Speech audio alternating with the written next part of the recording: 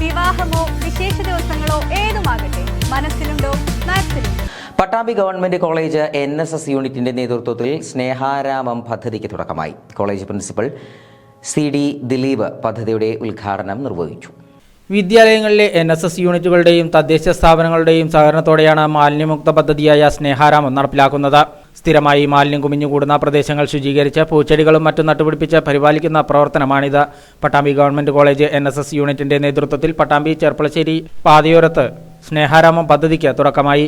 പദ്ധതിയുടെ സംരക്ഷണത്തിന് തുടർച്ചയായ പരിപാലനം നടത്തുമെന്ന് NSS programme officer Arun Mohan പറഞ്ഞു.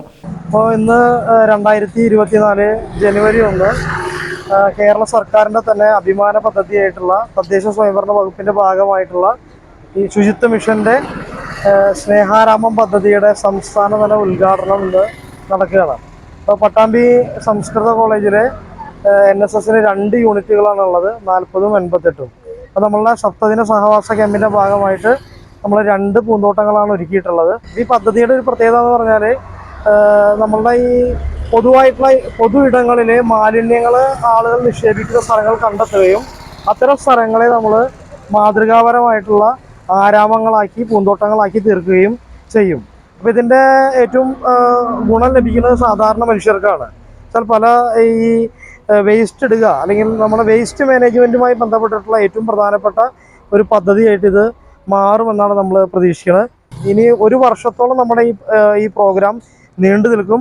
അപ്പോൾ അത് ഓരോ തുടർ പ്രവർത്തനങ്ങളിലും ഇത്തരത്തിലുള്ള വ്യക്തികൾ കൂടി അതിനകത്ത് പങ്കെടുക്കും. അപ്പോൾ പൊതുജനങ്ങളുടെ ഒരു പിന്തുണ കൂടി ഇതിന് ആവശ്യമാണ്. കാരണം ഈ ചെടികൾ വെച്ച് കഴിഞ്ഞാൽ അവ നശിപ്പിക്കാതിരിക്കാനും അതുപോലെ തന്നെ സംരക്ഷിക്കാനുള്ളൊരു ഉത്തരവാദിത്തം പൊതുജനങ്ങൾക്കുണ്ട്.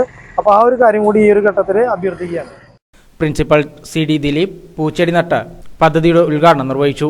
പരിസ്ഥിതി പ്രവർത്തകരായ അക്ബർ, പ്രദീപ്, യൂണിയൻ ഭാരവാഹികൾ, NSS വളണ്ടിയേഴ്സ് തുടങ്ങിയവർ പങ്കെടുത്തു.